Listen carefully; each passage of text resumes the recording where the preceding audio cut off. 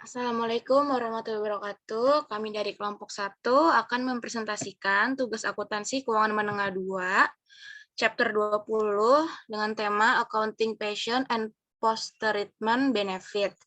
Yang beranggotakan saya sendiri ada Artemisya Pramesti dan keempat teman saya, Dinar Alivia Putri, Latifah Putri Pawitan, Zara Hairani, dan Safina Muksin. Next.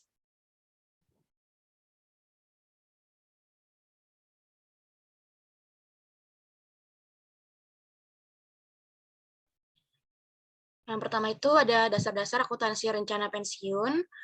Program pensiun adalah pengaturan di mana pemberi kerja menyediakan imbalan atau pembayaran kepada pensiunan karyawan atas jasa yang mereka lakukan dalam tahun-tahun kerja mereka. Akuntansi pensiun dapat dibagi dan diperlakukan secara terpisah sebagai akuntansi untuk pemberi kerja dan akuntansi dana pensiun. Perusahaan atau majikan adalah organisasi yang mensponsori program pensiun. Ini menimbulkan biaya dan memberikan kontribusi kepada dana pensiun. Dana atau rencana adalah entitas yang menerima kontribusi dari pemberi kerja, mengelola aset pensiun, dan melakukan pembayaran manfaat kepada pensiunan, karyawan, atau penerima pensiun.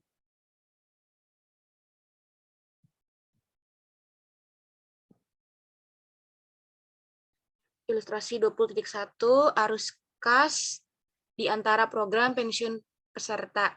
Pertama itu ada employer company contribution, pension fund itu investment dan earning, terus benefit, terus ke pensiun receipt, retire employee. Program pensiun didanai ketika pemberi kerja melakukan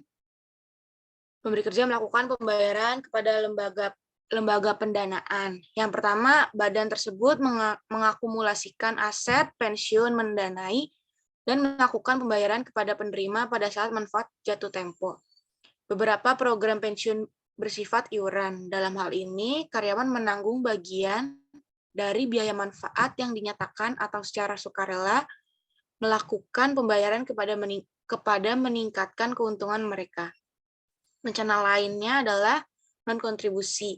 Dalam ini, majikan menanggung seluruh biaya. Di beberapa negara, perusahaan merancang program pensiun mereka untuk memanfaatkan manfaat pajak penghasilan tertentu.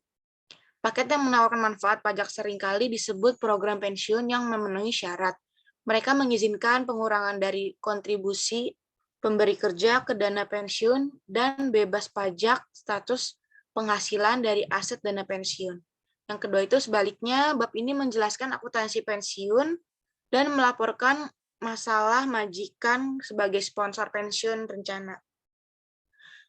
Kebutuhan untuk mengelola dan mempertanggungjawabkan dana pensiun dengan benar menjadi jelas ketika Anda memahami ukuran dana tersebut. Next.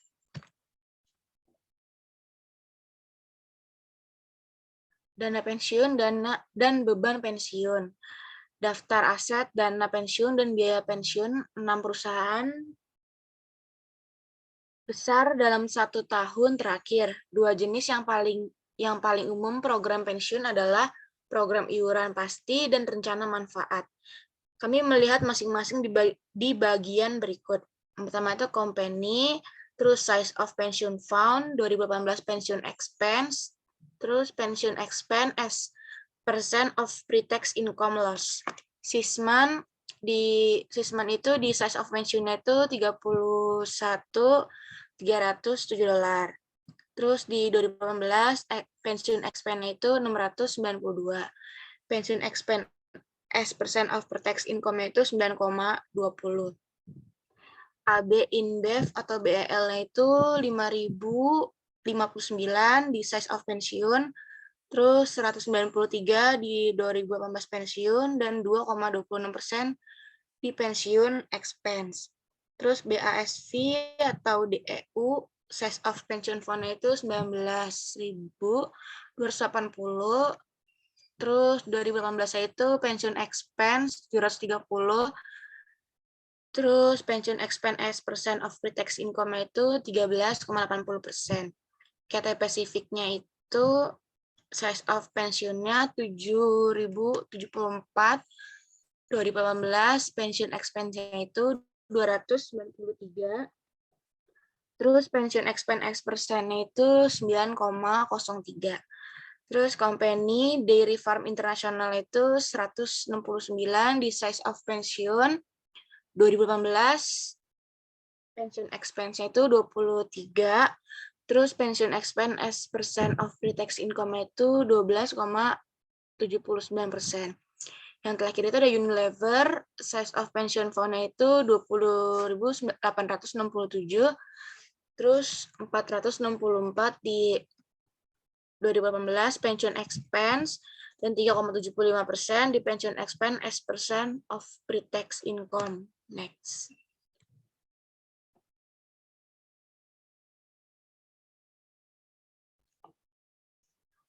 Selanjutnya itu rencana kontribusi yang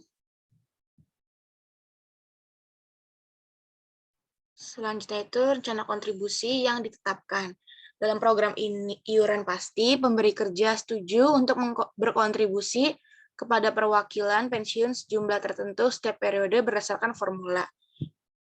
Formula ini dapat mempertimbangkan faktor-faktor seperti usia, masa kerja karyawan, keuntungan majikan, dan tingkat kompensasi. Rencana tersebut hanya mendefinisikan kontribusi pemberi kerja itu tidak membuat janji tentang manfaat akhir yang dibayarkan kepada karyawan. Besarnya manfaat pensiun yang akhirnya dikumpulkan oleh karyawan berdasarkan program tersebut tergantung pada beberapa faktor.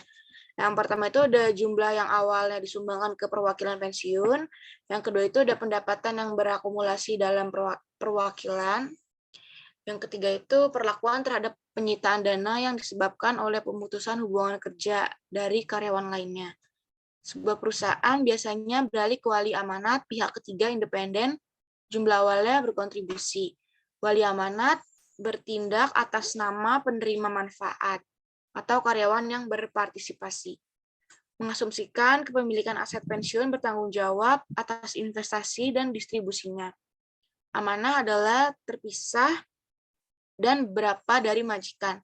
Akuntansi untuk program iuran pasti sangatlah mudah. Karyawan mendapatkan manfaat, keuntungan, atau resiko kerugian dari aset yang dikontribusikan ke program pensiun. Majikan hanya memberikan kontribusi setiap tahun berdasarkan formula yang ditetapkan dalam rencana.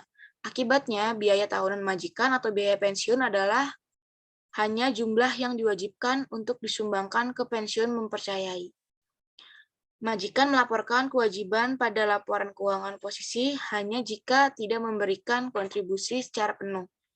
Itu pemberi kerja melaporkan suatu aset hanya jika aset tersebut memberikan kontribusi lebih dari jumlah yang diperlukan dan harus mengungkapkan jumlah pengeluaran yang dicatat untuk program iuran pasti. Next.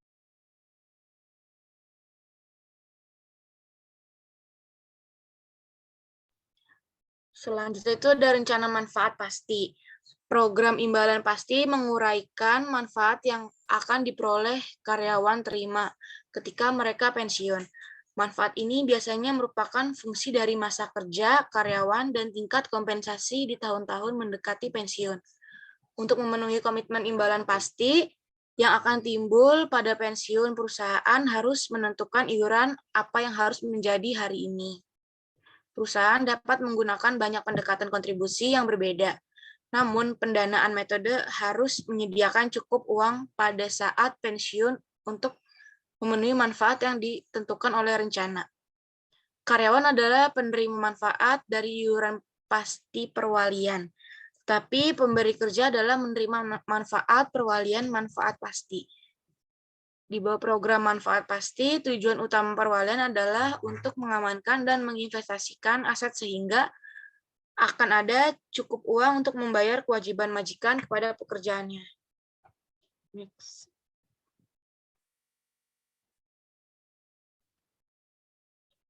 Peran aktuaris dalam akuntansi pensiun.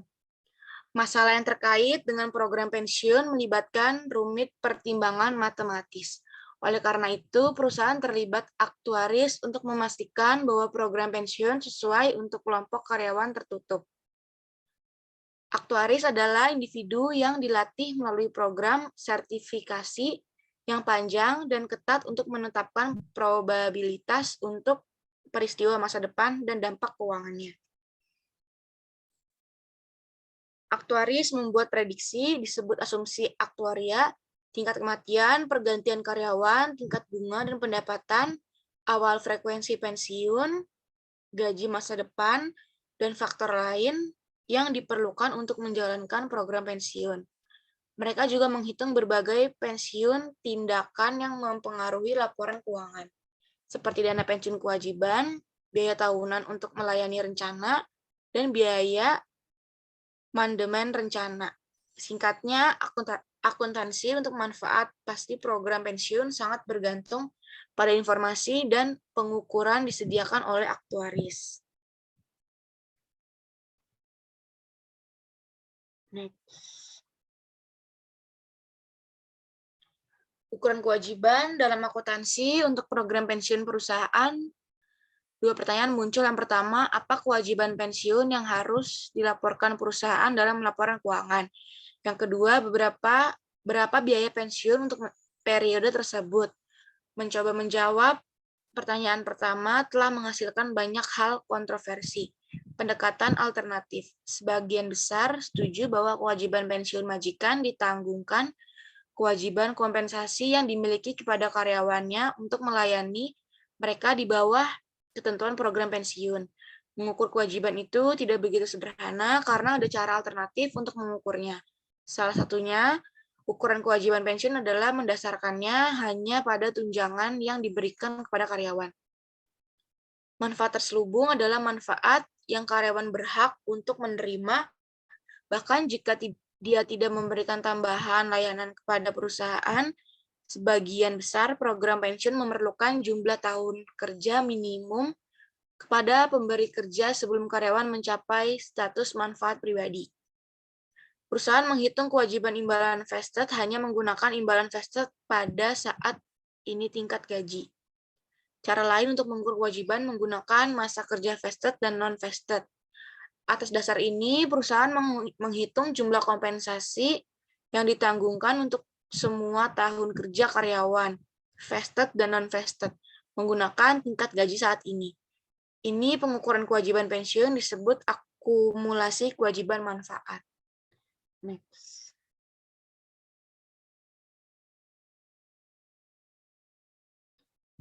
Ini ilustrasi 20.3 ukuran pensiun yang berbeda kewajiban. Benefit for vested employee only at current salaries. Terus vested benefit obligation, accumulated benefit obligation, dan definite benefit obligation. Next.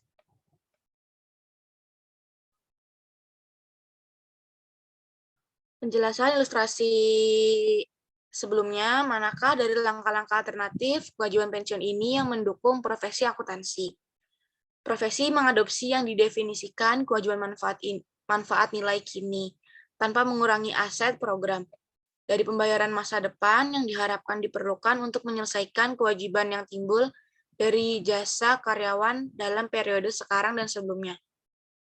Mereka yang mendukung yang ditentukan kewajiban manfaat berpendapat bahwa janji oleh majikan untuk membayar tunjangan berdasarkan presentasi gaji masa depan karyawan jauh lebih besar dari janji untuk membayar persentase dari gaji mereka saat ini. Perbedaan tersebut harus tercermin dalam kewajiban pensiun dan biaya pensiun. Selain itu, perusahaan mendiskontokan nilai sekarang untuk estimasi masa depan manfaat yang harus dibayar. Perubahan kecil pada tingkat bunga yang digunakan untuk diskon manfaat pensiun dapat secara dramatis mempengaruhi pengukuran kewajiban majikan. Misalnya, penurunan 1% dalam tingkat diskonto dapat meningkat kewajiban pensiun 15%.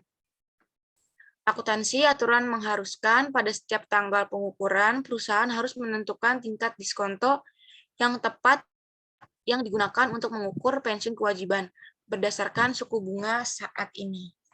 Next.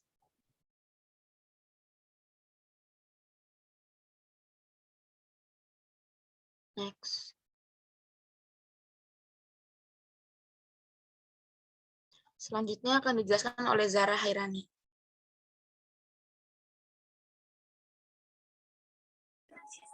Selanjutnya ada pertanyaan, manakah dari langkah-langkah alternatif kewajiban pensiun ini yang mendukung profesi akuntansi? Profesi mengadopsi kewajiban imbal pasti nilai kini tanpa mengurangi aset program dari pembayaran masa depan yang diharapkan yang diperlukan untuk menyelesaikan kewajiban yang dihasilkan dari jasa karyawan pada periode kini dan sebelumnya. Mereka yang mendukung kewajiban imbalan pasti berpendapat bahwa janji pemberi kerja untuk membayar imbalan berdasarkan persentase gaji masa depan karyawan jauh lebih besar daripada janji untuk membayar persentase gaji mereka saat ini. Dan perbedaan seperti itu harus tercermin dalam kewajiban pensiun dan beban pensiun. Next.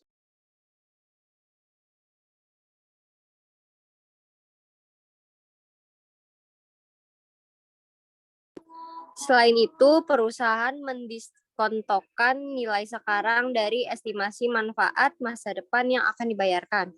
Perubahan kecil dalam tingkat bunga yang digunakan untuk mendiskontokan manfaat pensiun dapat secara dramatis mempengaruhi pengukuran kewajiban pemberi kerja.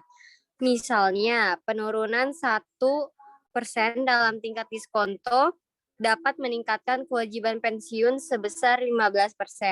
Aturan akuntansi mengharuskan pada setiap tanggal pengukuran, perusahaan harus menentukan tingkat diskonto yang sesuai yang digunakan untuk mengukur kewajiban pensiun berdasarkan tingkat bunga saat ini.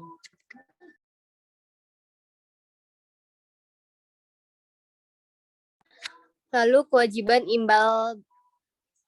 imbalan pasti bersih aset, kewajiban atau aset imbalan pasti bersih juga disebut sebagai status didanai adalah defisit atau surplus yang terkait dengan program pensiun pasti. Defisit atau surplus diukur sebagai berikut. Dengan rumus defined benefit obligation dikurangi fair value of plan asset, jika itu dia mempunyai fair value-nya. Defisit atau surplus sering disebut sebagai status didanai dari rencana. Jika kewajiban imbalan pasti lebih besar dari aset program, maka program pensiun mengalami defisit. Sebaliknya, jika kewajiban imbalan pasti lebih kecil dari aset program, maka program pensiun memiliki surplus. Berikut ilustrasi 20.4 menunjukkan hubungan ini. Di sini ada defisit dan surplus perbandingannya, di mana defined benefit obligation-nya itu minus 1 juta. Plan asetnya itu plus 900.000 sehingga dia defisit. Net defined benefit obligation-nya sebesar minus 100.000. Dan surplusnya itu defined benefit obligation-nya minus 150.000, plan asetnya 200.000 sehingga dia surplus. Net defined benefit asetnya 50.000. Next.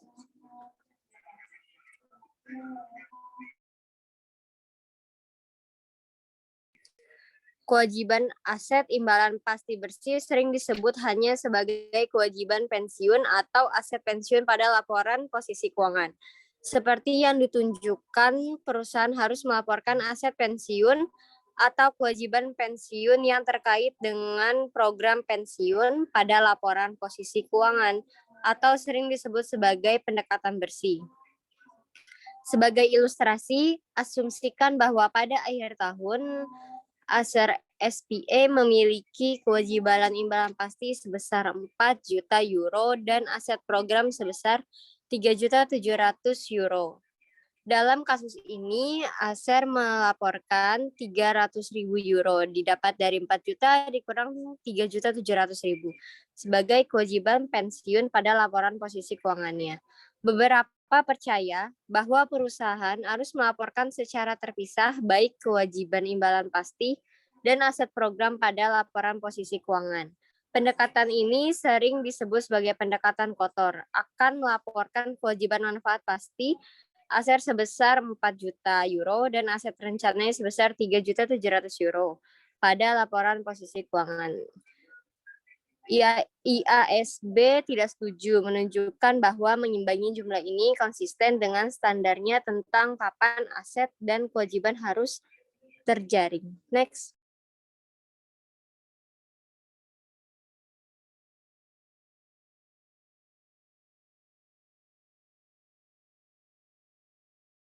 Selanjutnya, pelaporan perubahan kewajiban imbalan pasti atau aset.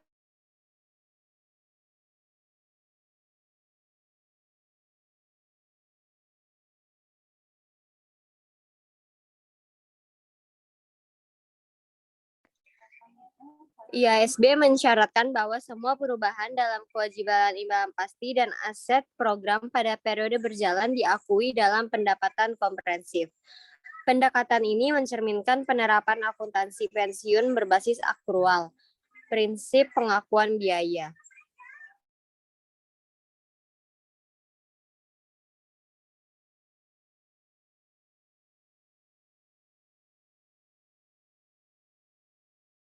Artinya, perusahaan melaporkan beban pensiun saat karyawan bekerja dan memperoleh manfaat daripada ketika karyawan dibayar manfaat setelah pensiun, atau disebut sebagai cash basis atau pay as you go.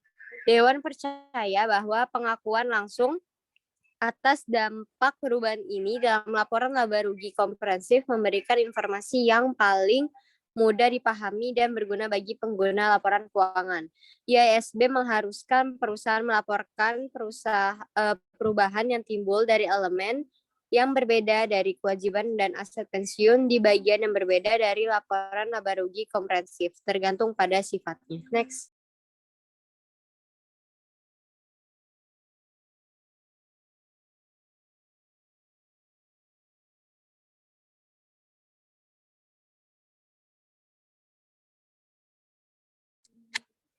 Di masa lalu, perusahaan sering melaporkan hanya satu nomor beban pensiun dalam laporan laba rugi komprehensif, mengungkapkan segmentasi tambahan dari perubahan kewajiban pensiun termasuk komponen biaya pensiun, memberikan transparansi tambahan tentang sifat biaya ini.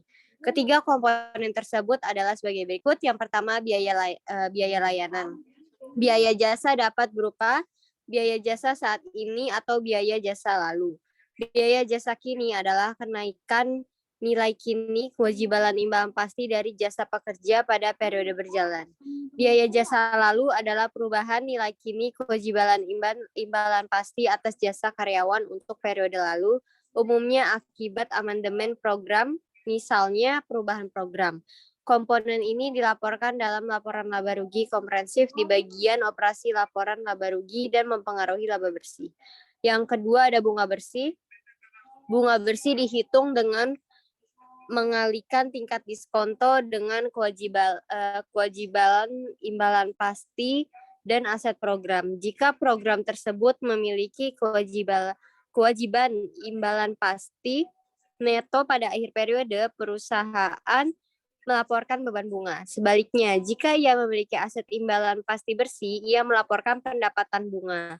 Pendekatan ini dibenarkan karena kesederhanaannya. Dan karena setiap biaya pendanaan harus didasarkan pada status pendanaan dari rencana tersebut. Jumlah ini sering ditampilkan di bawah bagian operasi dari laporan laba rugi di bagian pembiayaan dan mempengaruhi laba bersih. Lalu yang ketiga ada pengukuran ulang. Pengukuran kembali adalah keuntungan dan kerugian yang terkait dengan kewajiban imbalan pasti. Perubahan tingkat diskonto atau asumsi aktuarial lainnya, dan keuntungan atau kerugian atas nilai wajar aset program. Tingkat pengembalian aktual dikurangi pendapatan bunga yang termasuk dalam komponen keuangan.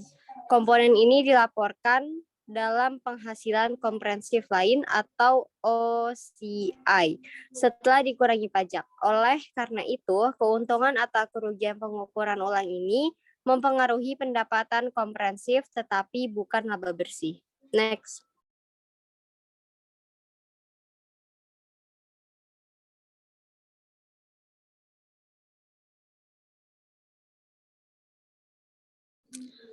Berikut adalah ilustrasi 20.5 menunjukkan komponen perubahan kewajiban atau aset pensiun dan penempatannya pada laporan laba rugi komprehensif.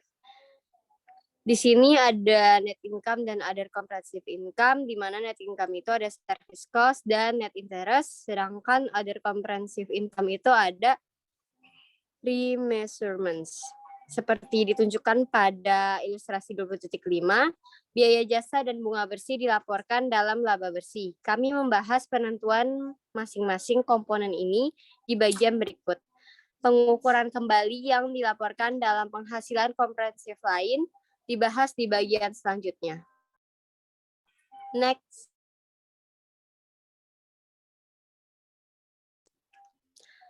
Lalu ada biaya layanan untuk menentukan biaya jasa kini dan peningkatan terkait dalam kewajiban imbalan pasti perusahaan harus yang pertama menerapkan metode penilaian aktuaria, yang kedua menetapkan manfaat untuk masa kerja, yang ketiga membuat asumsi aktuaria.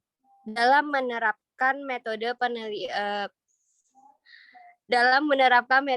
penilaian aktuaria, IASB menyimpulkan bahwa perusahaan harus mempertimbangkan tingkat kompensasi masa depan dalam mengukur kewajiban kini dan beban pensiun periodik jika formula manfaat program menggabungkannya. Dengan kata lain, kewajiban saat ini yang dihasilkan dari janji untuk membayar tunjangan sebesar 1% dari gaji akhir karyawan, berbeda dengan janji untuk membayar 1% dari gaji saat ini. Mengabaikan fakta ini berarti mengabaikan aspek penting dari biaya pensiun.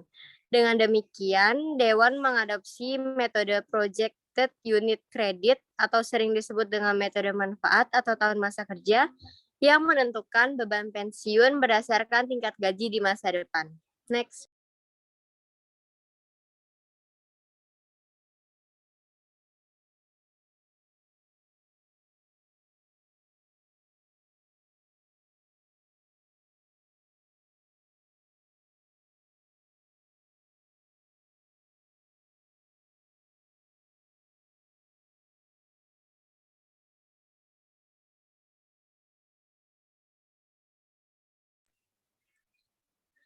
Beberapa keberatan dengan penentuan ini dengan alasan bahwa perusahaan harus memiliki lebih banyak kebebasan untuk memilih pola pengakuan biaya.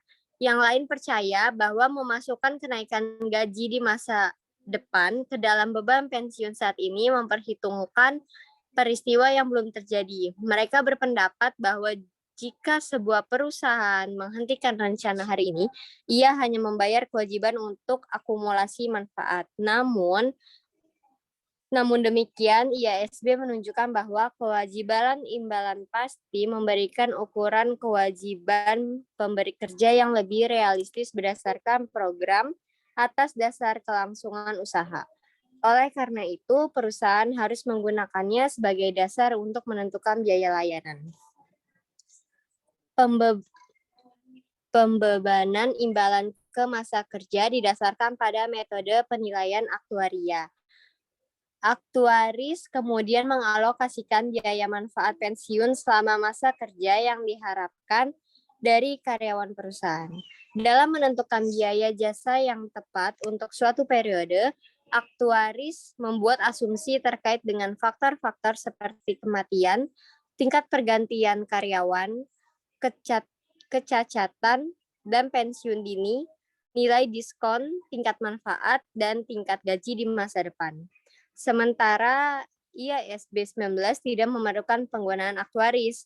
Mengingat kompleksitas perkiraan ini, hampir semua perusahaan mengandalkan aktuaris untuk menentukan biaya layanan dan ukuran manfaat pasti lainnya yang terkait. Next.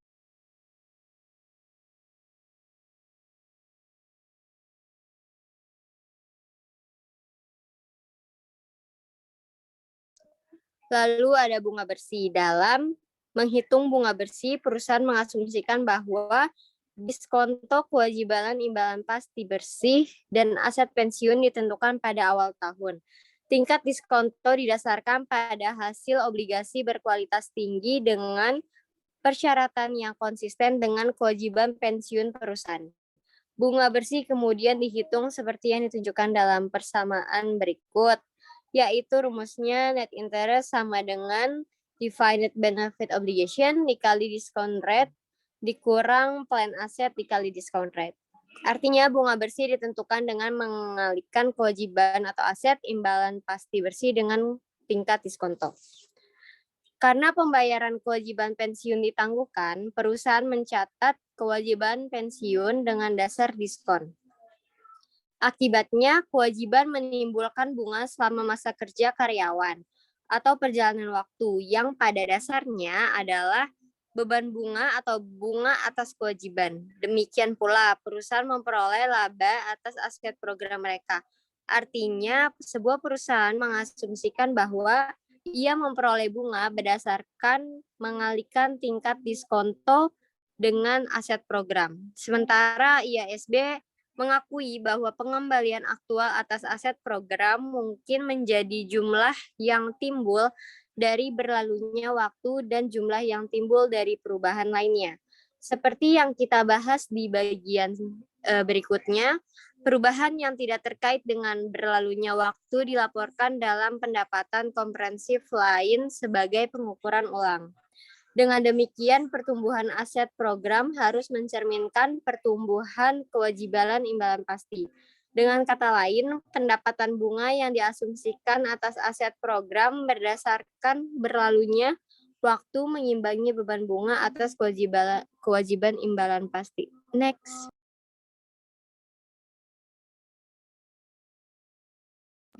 Ringkasnya, beban pensiun terdiri dari dua komponen. Yang pertama biaya jasa dan yang kedua bunga bersih. Perusahaan melaporkan masing-masing komponen ini dalam laporan laba rugi. Dalam beberapa kasus, perusahaan dapat memilih untuk melaporkan komponen ini dalam satu bagian sebagai jumlah tunggal dari total biaya pensiun. Perusahaan lain dapat memilih untuk melaporkan komponen biaya jasa dalam pendapatan operasional dan bunga bersih dalam bagian terpisah yang terkait dengan pembiayaan. Next.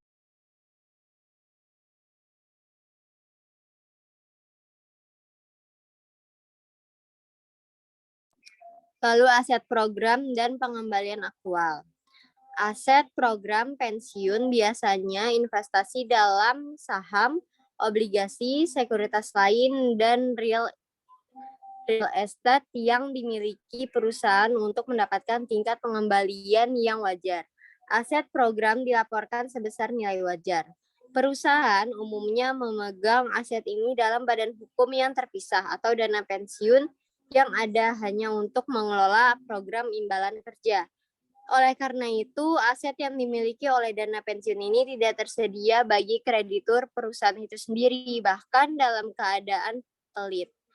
Kontribusi pemberi kerja dan pengembalian aktual atas aset program meningkatkan aset program pensiun. Pengembalian aset program yang sebenarnya adalah peningkatan aset dana pensiun yang timbul dari bunga, dividen, dan perubahan nilai wajar program yang telah direalisasi dan yang belum direalisasi. Imbalan yang dibayarkan kepada pensiun karyawan mengurangi aset program. Next.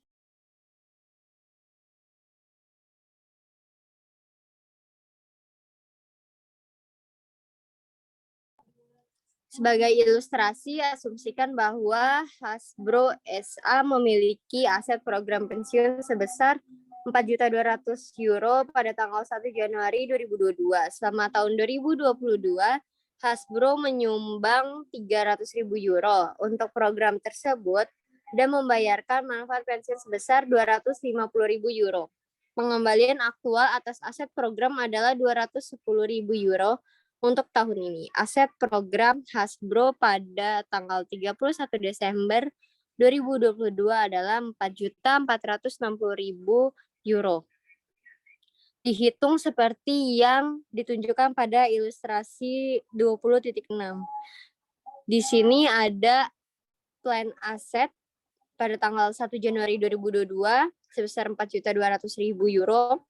Contribution by Hasbro to plan-nya 300.000, actual return-nya 210.000, benefit pay to employee-nya 250.000 minus, sehingga plan aset pada tanggal 31 Desember 2022 adalah 4.460.000 euro. Next.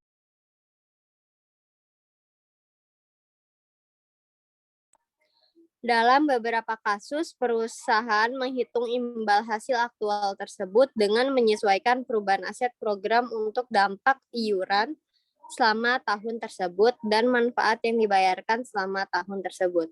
Persamaan dalam ilustrasi 20.7 atau variasinya dapat digunakan untuk menghitung pengembalian aktual. Di sini rumusnya untuk persamaan untuk menghitung pengembalian aktual itu actual return sama dengan plan asset ending balance dikurang plan asset beginning balance, lalu dikurang contribution dikurang benefit rate.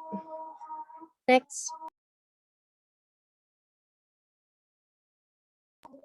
Dengan kata lain, imbal hasil aktual atas aset program adalah selisih antara nilai wajar aset pada awal periode dan akhir periode, disesuaikan dengan pembayaran iuran dan manfaat. Ilustrasi 20.8 menggunakan persamaan di atas untuk menghitung pengembalian aktual, menggunakan informasi yang diberikan di ilustrasi 20.6. Di sini kita memasukkan yang tadi plan aset pada tanggal 31 Desember 2022 itu 4.460.000. Lalu plan aset 1 Januari 2022-nya kita kurangkan sebesar 4.200.000 sehingga menghasilkan increase in fair value of plan asetnya 260.000. Lalu kita kurangkan dengan contribution to plan-nya 300.000. Lalu kita tambahkan juga dengan benefit payment to employee-nya 250.000 sehingga didapatlah 50.000. Sehingga actual return-nya 260.000 dikurang 50.000 menjadi 210.000. Dalam hal ini, Hasbro memiliki pengembalian aktual positif atas aset program. Baru-baru ini, beberapa program pensiun mengalami pengembalian aktual negatif karena meningkatnya volatilitas di pasar sekuritas global. Next. Lalu ada menggunakan lembar kerja pensiun. Di sini mengilustrasikan perhitungan dasar beban pensiun dengan menggunakan dua komponen. Yang pertama ada biaya jasa dan yang kedua bunga bersih. Lembar kerja adalah alat untuk memudahkan dalam persiapan entry dan laporan keuangan. Di sini ada format dasar lembar kerja pensiun. Di sini kita memasukkan general journal entries, ada memo recordnya. Next.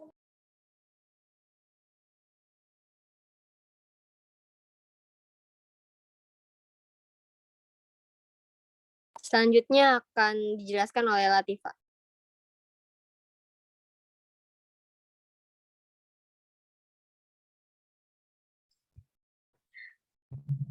Nah, dari tabel lembar kerja ini, kolom entry jurnal umum itu atau general journal entries itu untuk menentukan entry untuk dicatat dalam akun buku besar umum formal.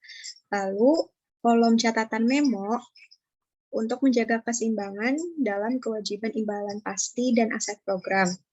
Dan aset atau liabilitas pensiun atau pensiun aset atau liability itu adalah selisih antara kewajiban imbalan pasti dan nilai wajar aset program yang disajikan dalam laporan posisi keuangan. Jika kewajiban imbal pasti lebih dari aset program, maka kewajiban pensiun terjadi. Jika kewajiban imbal pasti lebih kecil dari aset program, maka terjadilah aset pensiun.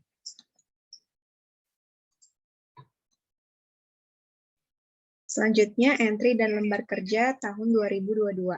Asumsikan bahwa Zarli AG memberikan informasi berikut terkait dengan program pensiunnya untuk tahun 2022. Informasinya itu yang pertama ada plan aset 1 Januari 2022 sebesar 100.000 euro. Lalu kewajiban imbalan pasti atau defined benefit obligation 1 Januari 2022 sebesar 100.000 euro. Selanjutnya biaya layanan tahunan sebesar 9.000, tingkat diskonto atau discount rate-nya itu 10%, kontribusi pendanaan sebesar 8.000, manfaat yang dibayarkan kepada pensiunan selama tahun tersebut adalah 7.000. Dengan menggunakan data ini, Zarli mencatat saldo awal untuk kewajiban imbalan pasti dan aset program pensiun pada baris pertama lembar kerja dalam memo catatan. Karena kewajiban imbalan pasti pasti dan aset program sama pada 1 Januari 2022. Maka akun aset atau kewajiban pensiun bersaldo 0 pada 1 Januari tahun 2022. Nah, ini ada lembar kerja tahun 2022. Yang A itu meningkatkan kewajiban imbalan pasti sebesar 9.000. Untuk yang B, interest expense, kewajiban imbalan pasti awal dikalikan dengan tingkat diskonto 10%. Dari 100.000 dikali 10%, jadi 10.000. Di memo juga ditulis itu kreditnya. Nah, lalu selanjutnya yang C, meningkatkan aset program dan menurunkan beban pensiun sebesar 10.000. Aset program awal dikali 10%. Akibatnya beban bunga atau pendapatan adalah 0 pada tahun 2022. Itu juga sama, 10.000 dikredit untuk annual pension expense dan plan asetnya itu 10.000 di debit. Lalu yang D, untuk contribution, menurunkan kas sebesar 8.000 dan meningkatkan aset program sebesar 8.000. Kasnya jadi dikredit, terus plan asetnya meningkat di debit. Yang E itu benefit. Benefit itu mengakibatkan penurunan sebesar 7.000 pada aset program dan kewajiban imbalan pasti. Itu adanya di memo report. Nah, jadi journal entry tahun 2022 untuk annual pension expense itu 9.000 di debit, untuk cash 8.000 di kredit, dan untuk pension asset or liability itu 1.000 di kredit. Nah, untuk balance-nya tanggal 31 Desember 2022, pension asset liability-nya itu 1.000 di kredit. Di memo report-nya itu, defined benefit obligation 112.000 di kredit, dan plan asetnya 111.000 di debit. Itu selisihnya 1.000. Jadi sama di general journal entry sama di memo record itu sama 1.000 selisihnya. Selanjutnya, Zali membuat entry jurnal formal pada tanggal 31 Desember dan mencatat beban pensiun pada tahun 2022 sebagai berikut. Pension expense 9.000 di debit terhadap cash 8.000 di kredit dan pension asset or liability 1.000 di kredit. Selanjutnya, status didanai atau funded status. Kredit ke aset atau kewajiban pensiun sebesar 1.000 menunjukkan selisih antara biaya pensiun 2022 sebesar 9.000 dan jumlah yang didanai sebesar 8.000. Aset atau kewajiban pensiun kredit adalah kewajiban karena Zerle kurang menandai rencana sebesar 1.000. Saldo akun aset atau kewajiban pensiun sebesar 1.000 juga sama dengan saldo bersih di akun memo. Perhitungannya itu jadi defined benefit obligation itu dikredit 112.000, plan aset at fair value di debit 111.000, maka pension aset or liability-nya itu dikredit sebesar 1.000. Dalam ilustrasi ini untuk tahun 2022 debit beban pensiun melebihi kredit ke kas sehingga terjadi kredit pada aset atau kewajiban pensiun, pengakuan suatu kewajiban. Selanjutnya, biaya layanan sebelumnya atau past service cost. Biaya jasa sebelumnya atau yang lalu itu, atau PSC, adalah perubahan nilai kini kewajiban imbalan pasti akibat amandemen program atau curtailment.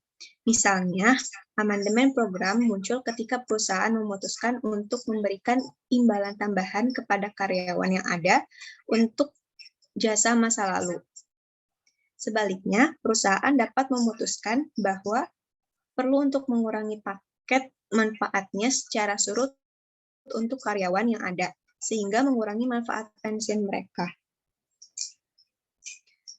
Curtailment terjadi ketika perusahaan mengalami pengurangan signifikan dalam jumlah karyawan dan ditanggung oleh program tersebut. Karena curtailment memiliki efek yang sama dengan pengurangan manfaat karena amandemen program. Situasi ini dicatat dengan cara yang sama. Akuntansi untuk biaya jasa lalu bersifat langsung. Beban biaya jasa lalu pada periode amandemen atau curtailment. Akibatnya, peningkatan atau penurunan substansial dalam beban pensiun dan kewajiban imbalan pasti sering terjadi ketika amandemen program atau curtailment terjadi. Karena biaya jasa kini dan masa lalu berhubungan langsung dengan pekerjaan.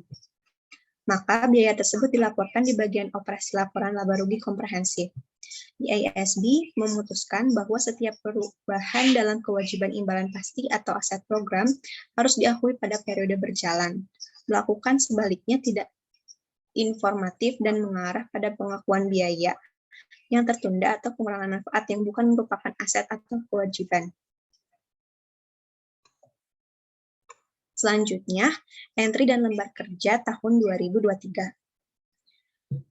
Masih melanjutkan contoh kasus yang tadi.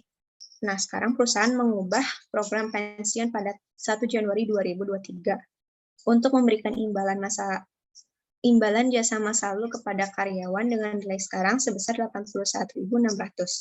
Fakta tambahan berikut berlaku untuk program pensiun untuk tahun 2023. Yang pertama ada biaya layanan tahunan sebesar 9.500, tingkat diskonto sebesar 10%, kontribusi pendanaan tahunan sebesar 20.000, dan manfaat yang dibayarkan kepada pensiun selama tahun tersebut adalah 8.000. Nah, ini adalah ilustrasi lembar kerja pensiun tahun 2023. Baris pertama, lembar kerja menunjukkan saldo awal akun atau kewajiban pensiun dan akun memo sebesar 1.000 di kredit.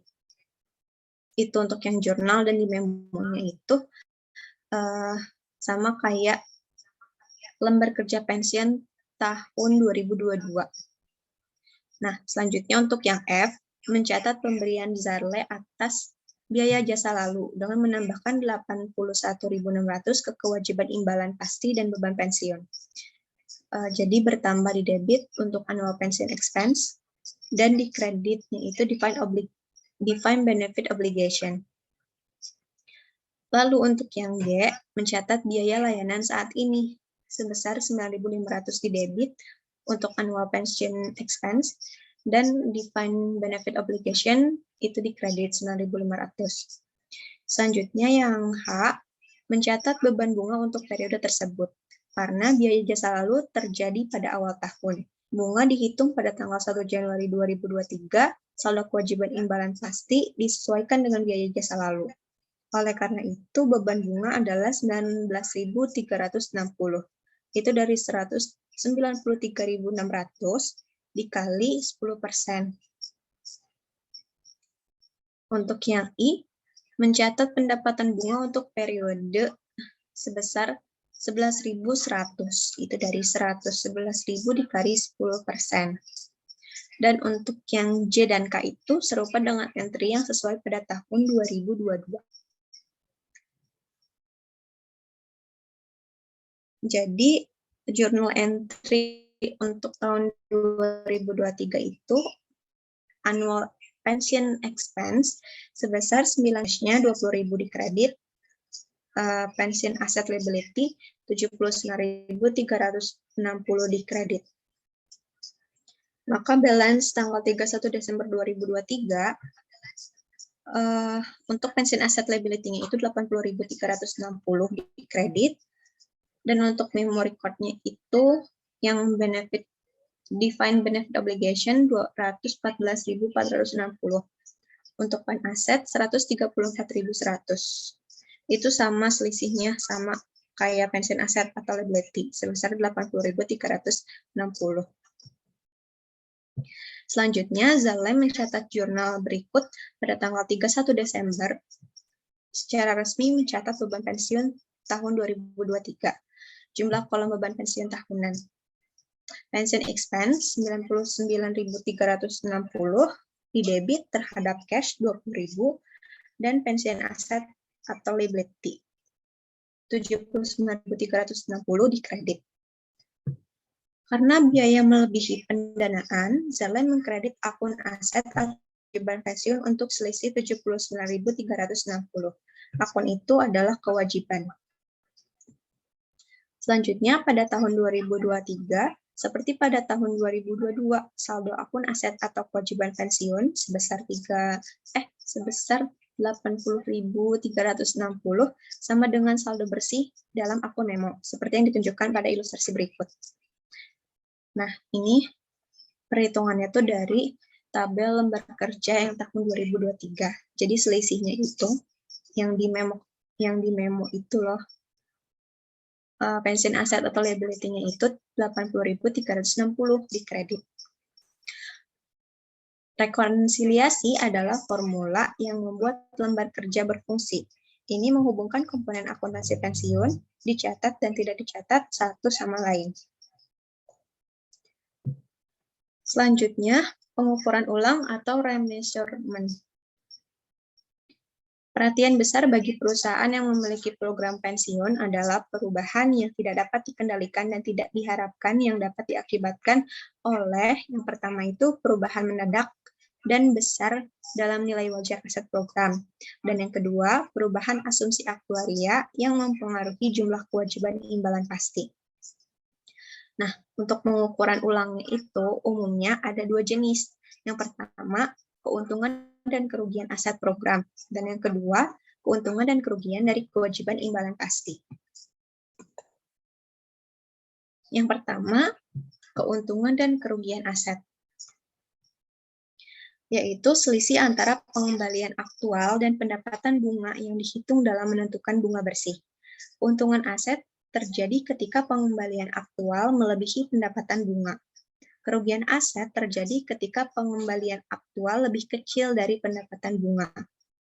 Sebagai ilustrasi, asumsikan bahwa SOPBOP SI memiliki aset program pada tahun 2022 Januari tanggal 1 sebesar 100.000.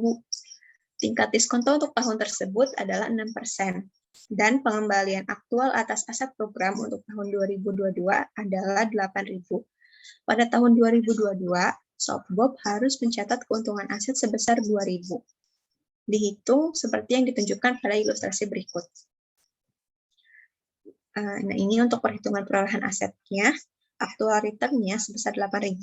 Dikurangi pendapatan bunga, yaitu 100.000 dikali 6%. Sama dengan 6.000.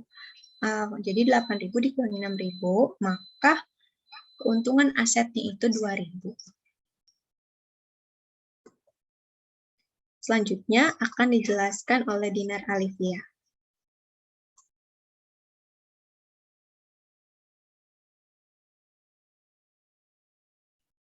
Selanjutnya, keuntungan dan kerugian kewajiban. Dalam mengestimasi kewajiban imbalan pasti, Nah, aktuaris membuat asumsi tentang pos-pos seperti tingkat kematian, tingkat pensiun, tingkat turnover, tingkat kecacatan, dan jumlah gaji. Setiap perubahan asumsi aktuarial ini mempengaruhi jumlah kewajiban imbalan pasti. Jarang pengalaman yang sebenarnya bertepatan persis dengan prediksi aktuaria.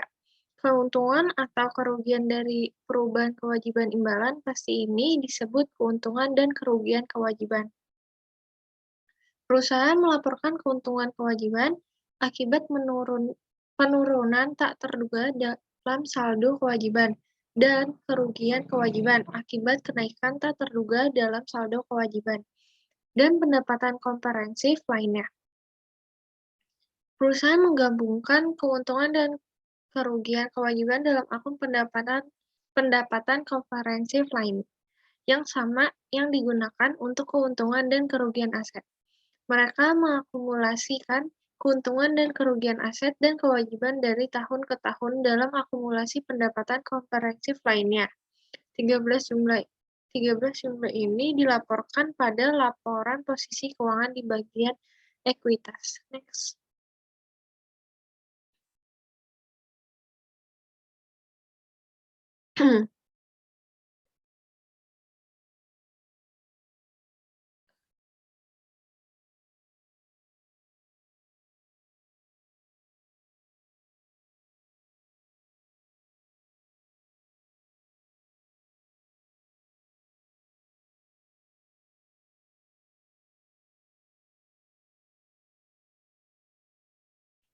Selanjutnya, 2024 entry dan lembar kerja.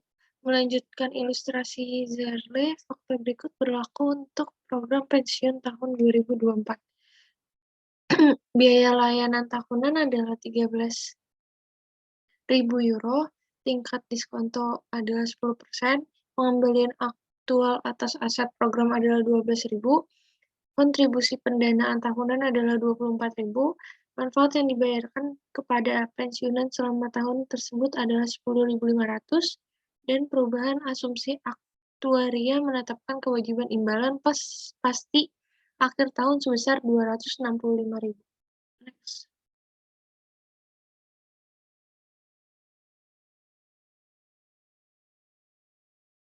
Selanjutnya, lembar kerja dalam ilustrasi 20.16 menyajikan semua entry pensiun Zerle 2024 dan informasi terkait. Baris pertama lembar kerja mencatat saldo awal yang berhubungan dengan program pensiun. Dalam hal ini, saldo awal Zerle adalah saldo akhir dari lembar kerja pensiun tahun 2023. Di sini, entry L, M, N, O, dan P mirip dengan entry yang sesuai pada tahun 2022 atau 2023. Entry M dan N terkait. Entry M mencatat beban bunga sebesar 21.446, itu didapat dari 214.460 kali 10%.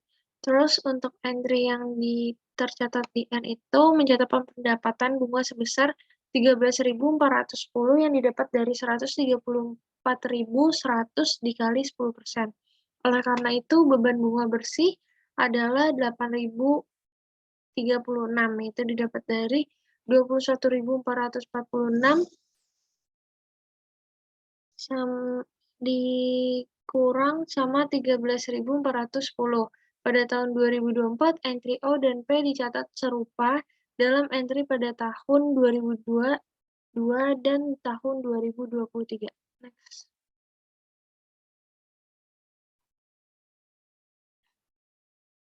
Entry Q dan R membutuhkan penjelasan tambahan seperti yang ditunjukkan. Pengembalian aktual atas aset program untuk tahun 2024 adalah 12.000. Namun, seperti yang ditunjukkan dalam entry N, beban pensiun diturunkan 13.410 sebagai akibat dari mengalihkan aset program awal dengan tingkat diskonto untuk mendapatkan pendapatan bunga yang diasumsikan sebesar 13.410. Akibatnya, Zerle mengalami kerugian aset sebesar 1.410, yaitu didapat dari 13.410 dikurang sama 12.000. Karena pendapatan bunga yang diasumsikan lebih besar daripada pengembalian yang sebenarnya, kerugian aset ini didebit ke pendapatan komprehensif lain dan dikreditkan ke aset program. Aset program pensiun kemudian dinyatakan dengan benar pada nilai wajar. Next. Kemudian untuk ayat entry yang R itu mencatat perubahan kewajiban imbalan pasti sebagai akibat dari perubahan asumsi aktuaria yang terkait dengan kewajiban ini. Sebagaimana ditunjukkan dalam fakta yang sebelumnya, di slide sebelumnya, aktuaris telah menentukan bahwa saldo akhir kewajiban imbalan pasti adalah 265.000 pada tanggal 31 Desember 2024. Namun, saldo pada tanggal 31 Desember tahun 2024 sebelum penyesuaian untuk keuntungan dan kerugian aktuaria terkait dengan kewajiban imbalan pasti adalah 238.406, seperti yang ditunjukkan pada ilustrasi 20.17. Di sini itu tercatat tanggal 31 Desember tahun 2023 itu DBO balance itu 214.460, service cost itu 13.000, interest expense itu 21.446, benefit paid-nya itu 10.500. 31 Desember 2024 DBO balance itu before liability increase itu 238.406 dan kemudian ditambah dengan liability loss yaitu sebesar 26.594. Jadi untuk 31 Desember 2024 itu DBO balance itu 265.000. Selisih antara saldo akhir 265.000 sebagaimana ditentukan oleh aktuaris dan saldo sekarang 238.406 adalah 26.594 kerugian kewajiban atas kewajiban imbalan pasti. Seperti yang ditunjukkan pada lembar kerja, kerugian kewajiban ini didebit ke pendapatan komprehensif dan dikreditkan kewajiban imbalan pasti. Setelah penyesuaian lembar kerja ini, kewajiban imbalan pasti dinyatakan sebesar nilai aktuaria 265.000.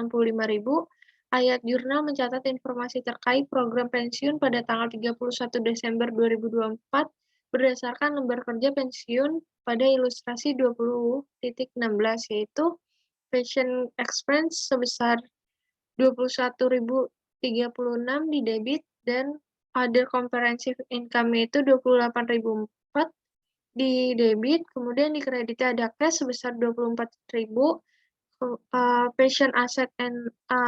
pension asset or liability sebesar 25.040 itu di kredit. Next. Selanjutnya, seperti yang ditunjukkan oleh lembar kerja tahun 2024, saldo 105.400 di akun aset atau kewajiban pensiun pada tanggal 31 Desember 2024. Sama dengan saldo bersih di akun memo, itu ilustrasi 20.18, menunjukkan perhitungan yaitu defined benefit obligation, yaitu di kredit itu sebesar 265.000, kemudian di debit itu ada plan asset at fair value sebesar 159.600, kemudian dikurangi dapat pension asset or liability sebesar 105.400. Itu ada di kredit. Terus Zarle membawa saldo akhir akhir tahun 2024 untuk aset atau kewajiban pensiun dan akumulasi penghasilan komprehensif lainnya sebagai saldo awal untuk akuntansi program pensiun pada tahun 2025. Saldo ini akan disesuaikan dengan perubahan kewajiban imbalan pasti dan aset program seperti yang ditunjukkan pada contoh sebelumnya. Misalnya, asumsi bahwa program pensiun Zarle memiliki aktivitas berikut pada tahun 2025, yaitu pension expense sebesar 17.450, contribution-nya itu 32.000, asset gain-nya itu 13.150, decrease in pension asset or liability-nya itu 27.700. Next.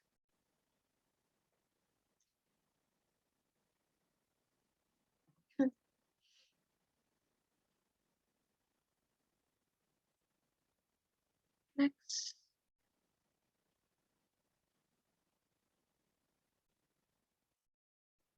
Kemudian, saldo akhir untuk kewajiban imbalan pasti dan aset program masing-masing adalah 303, 560, dan 225.860.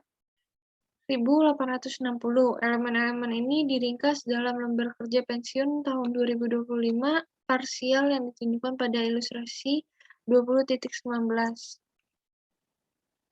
Yaitu, di sini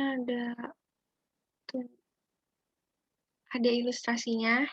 Kemudian berfokus pada baris entry jurnal pada tahun 2025, Zarle mencatat biaya pensiun sebesar 17.450 dan penurunan aset atau kewajiban pensiun sebesar 27.700. Pengurangan aset atau kewajiban pensiun ini disebabkan oleh perolehan aset sebesar 13.150 yang dicatat pada tahun 2025. Akibatnya saldo akhir tahun 2025 Zarle yang menjadi saldo awal tahun 2026 adalah aset atau kewajiban pensiun sebesar 77.700 dan akumulasi pendapatan komprehensif lainnya itu sebesar 14.854. Mulai akumulasi OCI sebesar 28.004, keuntungan sebesar 13.150. Next.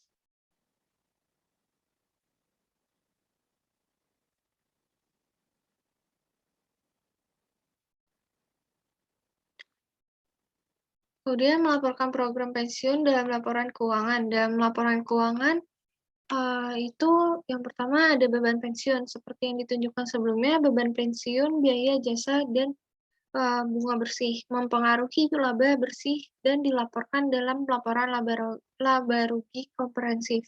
Perusahaan dapat memilih untuk melaporkan komponen ini dalam satu bagian dari laporan laba rugi komprehensif dan melaporkan total beban pensiun. Perusahaan lain dapat memilih untuk melaporkan komponen biaya jasa dalam pendapatan operasional dan bunga bersih dalam bagian terpisah dan terkait dengan pembiayaan. Kemudian keuntungan dan kerugian pengukuran ulang. Keuntungan dan kerugian aset dan liabilitas diakui dalam pendapatan komprehensif lain. Dengan mengakui keuntungan dan kerugian ini sebagai bagian dari pendapatan komprehensif lain, tetapi bukan pendapatan bersih, Dewan percaya bahwa kegunaan laporan keuangan ditingkatkan. Untuk mengilustrasikan penyajian penghasilan komprehensif lain dan akumulasi OCI terkait, asumsikan bahwa patuhi ASA memberikan informasi berikut untuk tahun 2022.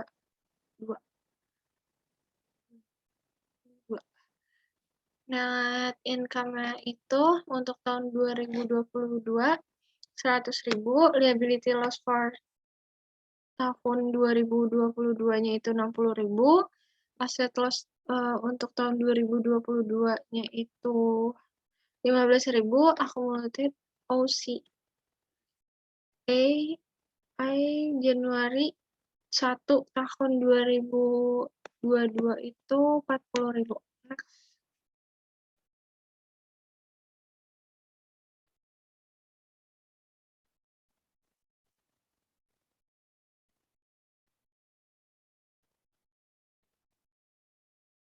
Dalam keuntungan dan kerugian pengukuran ulang itu, baik kerugian liabilitas maupun kerugian aset menurunkan status pendanaan program tersebut pada laporan posisi keuangan. Hal ini terjadi karena kewajiban imbalan pasti meningkatkan dan aset program menurun.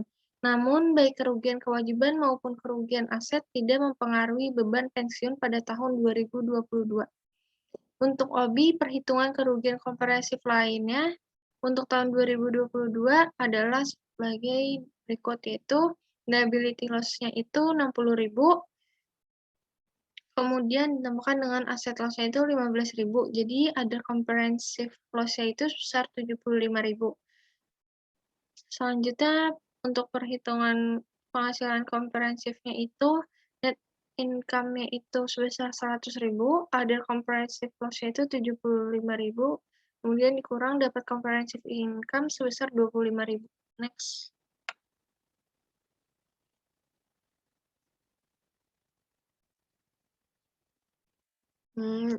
Berikut adalah ilustrasi perhitungan akumulasi lainnya, yaitu ada Statement of Financial Position untuk OB ASA dari 31 Desember tahun 2022. Equity section-nya itu ada share capital ordinary sebesar 100.000, return earnings sebesar 60.000, kemudian ada accumulated other comprehensive loss sebesar 35.000. Jadi untuk total equity-nya itu 125.000. Next.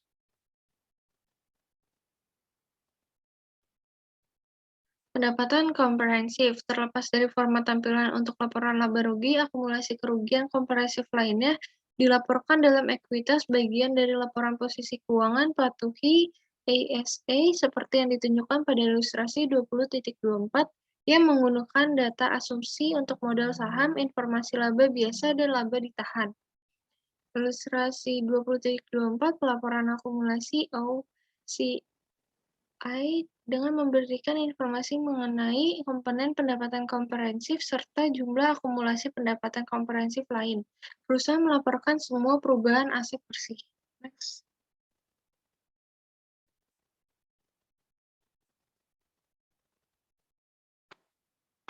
IASB melarang daur ulang terkait pensiun komprehensif lainnya. Item pendapatan daur ulang berarti bahwa pos pendapatan komprehensif lainnya klasifikasi melalui amortisasi ke laba bersih selama periode waktu tertentu.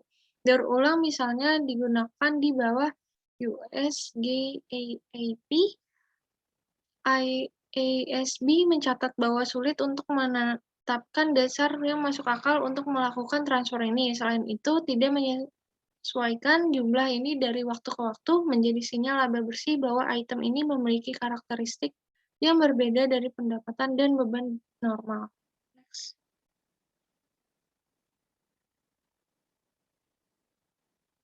Pengakuan status dana bersih dari program pensiun perusahaan harus mengakui pada pelaporan posisi keuangan mereka melebihi dana, aset pensiun atau kekurangan dana, kewajiban pensiun, status program pensiun, manfaat pasti mereka. Overfunded atau status kekurangan dana diukur sebagai perbedaan di antara nilai aset program dan kewajiban imbalan pasti. Ketika program pensiun kelebihan dana, bila ada aset pensiun, jumlah yang dilaporkan dalam laporan posisi keuangan adalah dibatasi.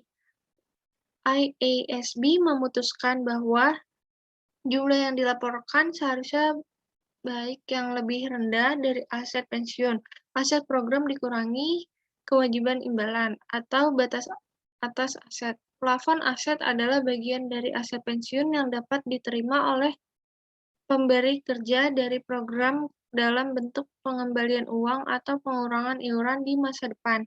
Untuk tujuan pekerjaan rumah, asumsikan bahwa aset program pensiun yang dilaporkan dalam laporan posisi keuangan tidak dibatasi oleh aset.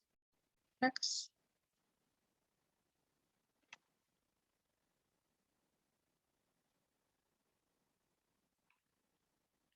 Klasifikasi aset pensiun atau kewajiban pensiun, IASB tidak menunjukkan apakah perusahaan harus membedakan bagian lancar dan tidak lancar dari aset dan kewajiban yang timbul dari manfaat pensiun. Untuk tujuan pekerjaan rumah, asumsikan bahwa tidak ada bagian dari aset pensiun yang dilaporkan sebagai aset lancar. Kelebihan dari adil nilai aset program atas kewajiban imbalan pasti diklasifikasikan sebagai aset tidak lancar. Alasan klasifikasi tidak lancar adalah bahwa aset program pensiun dibatasi, artinya aset ini digunakan untuk mendanai kewajiban imbalan pasti, dan oleh karena itu klasifikasi tidak lancar adalah tepat. Next.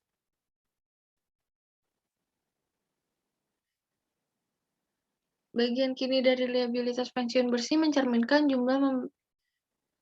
jumlah pembayaran manfaat yang akan dibayarkan dalam 12 bulan ke depan atau siklus operasi jika lebih lama. Jika jumlah tersebut tidak dapat didanai dari aset program yang ada, jika tidak, kewajiban pensiun diklasifikasikan sebagai kewajiban tidak lancar. Next. Selanjutnya akan dijelaskan oleh Adara.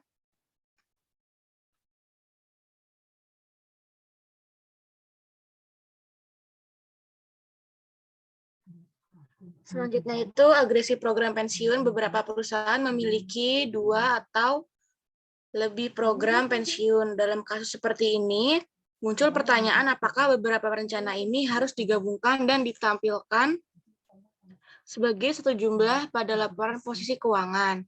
Dewan mengambil posisi bahwa secara umum program pensiun tidak boleh digabungkan. Satu-satunya situasi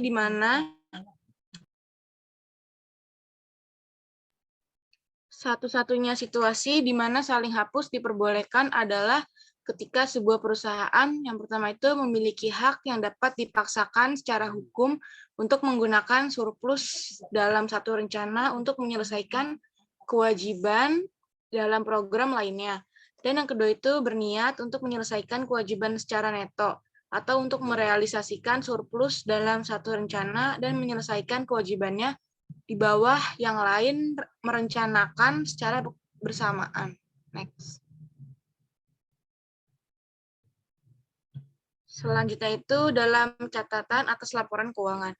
Informasi tentang program pensiun penting dalam memahami posisi keuangan perusahaan, hasil operasi, dan arus kas, kelebih memahami program pensiun.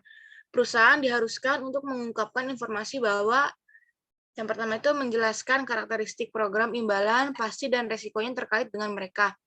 Yang kedua itu mengidentifikasi dan menjelaskan jumlah dalam laporan keuangannya timbul dari program imbalan pasti. Yang ketiga itu menjelaskan bagaimana program imbalan pasti dapat mempengaruhi jumlah, waktu, dan ketidakpastian arus kas masa depan perusahaan.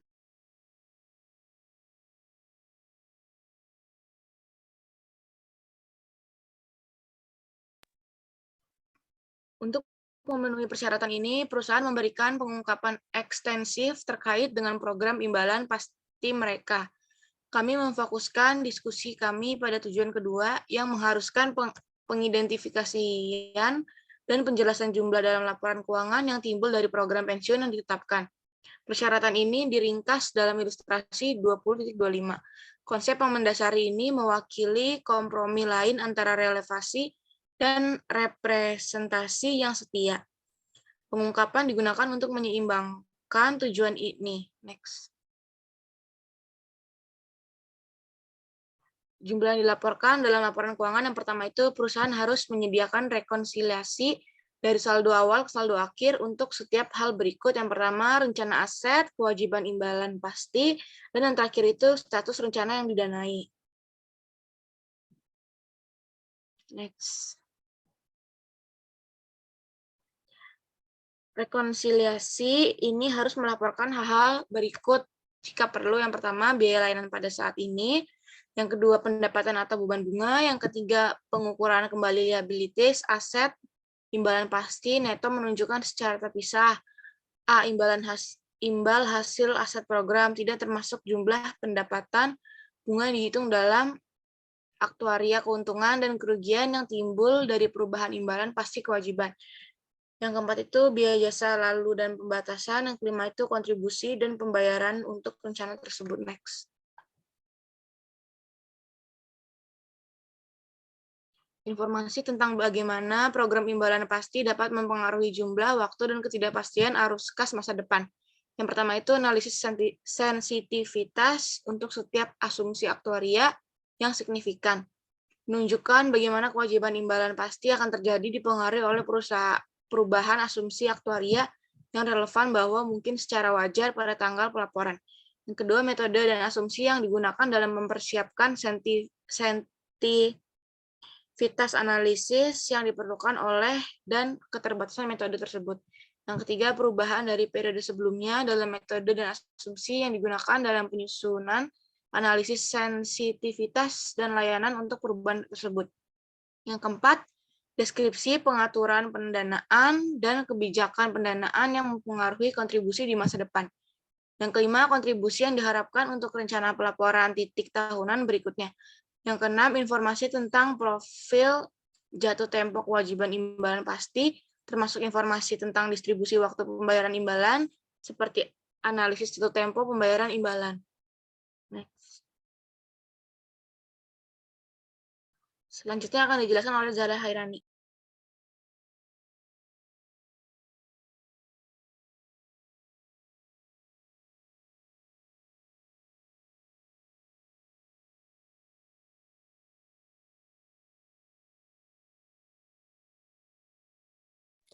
Selanjutnya, ilustrasi 20.25, persyaratan pengungkapan pensiun.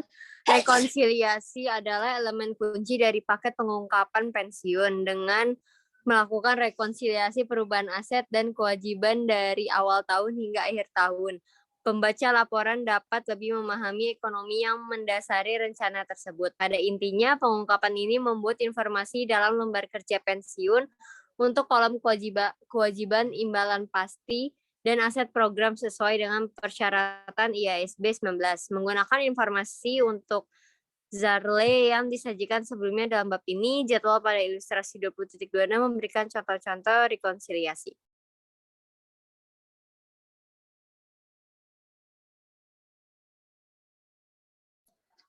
Berikut adalah ilustrasi 2026 pengungkapan pensiun untuk Zarle AG tahun 2022, 2023, 2024. Pada kolom tahun 2022 mengungkapkan bahwa Zarle kurang mendanai kewajiban imbalan pasti sebesar 1.000 euro. Kolom 2023 mengungkapkan bahwa Zarle melaporkan kewajiban kekurangan dana sebesar 80.360 euro dalam laporan posisi keuangan. Akhirnya, kolom 2024 menunjukkan bahwa Zarle mengakui kewajiban yang didanai sebesar 105.400 euro dalam laporan posisi keuangan.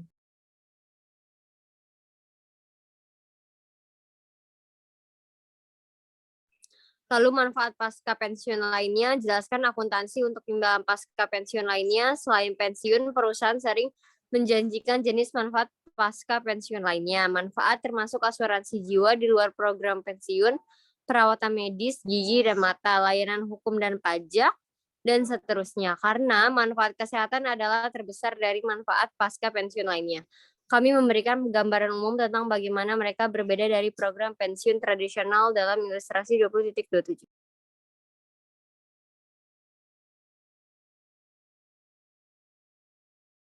Nah, berikut adalah ilustrasi perbedaan pensiun dan manfaat perawatan kesehatan pasca pensiun.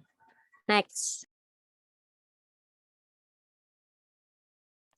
Ada dua perbedaan dalam ilustrasi tersebut menyoroti mengapa mengukur pembayaran di masa depan jauh lebih sulit untuk manfaat kesehatan rencana daripada untuk program pensiun. Yang pertama, banyak rencana pasca pensiun tidak menetapkan batasan manfaat kesehatan.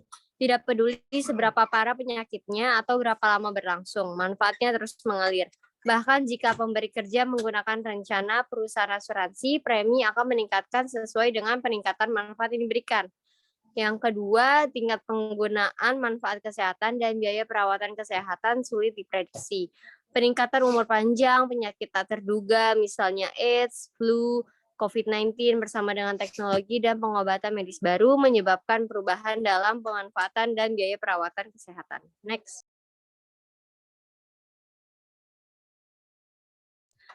Selain itu, meskipun standar fidusia dan pelaporan untuk dana imbalan kerja berdasarkan peraturan pemerintah umumnya mencakup, di sini ada tunjangan kesehatan, fasting minimum yang ketat, partisipasi, dan standar pendanaan yang berlaku untuk pensiun tidak berlaku untuk perawatan kesehatan manfaat.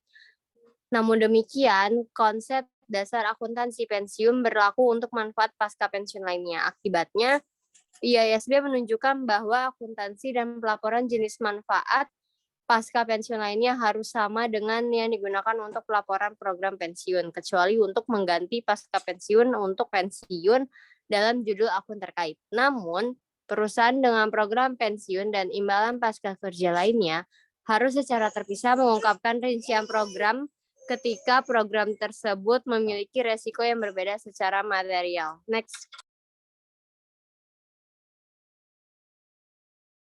Kesimpulan pengamatan, hampir tidak ada hari berlalu tanpa pers keuangan menganalisis secara mendalam beberapa masalah yang berkaitan dengan rencana pensiun di seluruh dunia. Ini tidak mengherankan karena dana pensiun sekarang memiliki aset triliunan dolar, euro, pound, dan yen. Seperti yang telah Anda lihat, masalah akuntansi yang berkaitan dengan program pensiun sangatlah kompleks. Amandemen terbaru untuk IASB 19, seperti yang dibahas dalam bab ini, telah mengklarifikasikan banyak dari masalah ini dan akan membantu pengguna memahami implikasi keuangan dari rencana pensiun perusahaan pada posisi keuangan, hasil operasi, dan arus kas. Sekian presentasi dari kelompok kami, kurang lebihnya mohon maaf. Wassalamualaikum warahmatullahi wabarakatuh.